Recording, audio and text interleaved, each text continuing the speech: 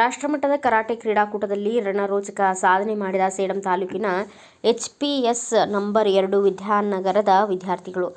ಸೇಡಂ ಪಟ್ಟಣದ ವಿದ್ಯಾನಗರದ HPS M2 ವಿದ್ಯಾರ್ಥಿಗಳು ಮೈಸೂರು ನಗರದ ಚಾಮುಂಡಿ ವಿಹಾರದ ಸ್ಟೇಡಿಯಂನಲ್ಲಿ ದಿನಾಂಕ 1/11/2025 ರಂದು all India Shitoryu karate do championship 2025 ರಾಷ್ಟ್ರಮಟ್ಟದ ಕರಾಟೆ ಕ್ರೀಡಾಕೂಟದಲ್ಲಿ ಭಾಗವಹಿಸಿ ರಣರೋಚಕವಾದ ಸಾಧನೆಯನ್ನು ಮಾಡಿದ್ದಾರೆ ಎಂದು ಕಲ್ಯಾಣ ಕರ್ನಾಟಕ ಜಿನ್ ಶಿಟೋರಿಯೋ ಕರಾಟೆ ಅಸೋಸಿಯೇಷನ್ ಅಧ್ಯಕ್ಷರಾದ ಶೆಹಾನ್ ದಶರಥ್ ದುಮ್ಮನ್ಸೂರ್ನೂರ್ ಅವರು ಹರ್ಷವನ್ನು ವ್ಯಕ್ತಪಡಿಸಿದರು. ಒಟ್ಟು 6 ಪ್ರಶಸ್ತಿಗಳನ್ನು ಗೆದ್ದುಕೊಂಡು ಸೇಡಂ ತಾಲೂಕಿನ ಕೀರ್ತಿಯನ್ನು ಹೆಚ್ಚಿಸಿದ್ದಾರೆ ಎಂದು ಅವರು ಹೇಳಿದರು.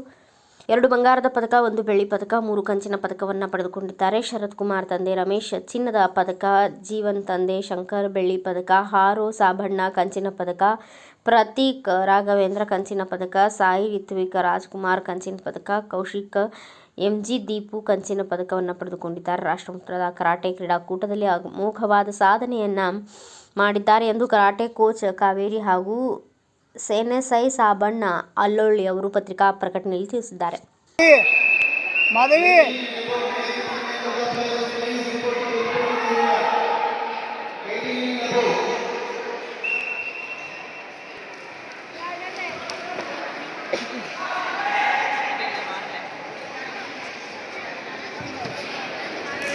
ಬ್ಯೂರೋ ರಿಪೋರ್ಟ್ ವೆಂಕಟಪ್ಪ ಕೆಸುಗಾಲ್, ಭಾರತ ವೈಭವ news, Sedam.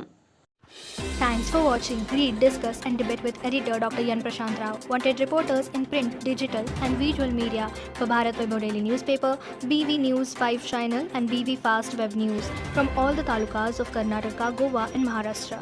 If interested, send your resume to 9019229369.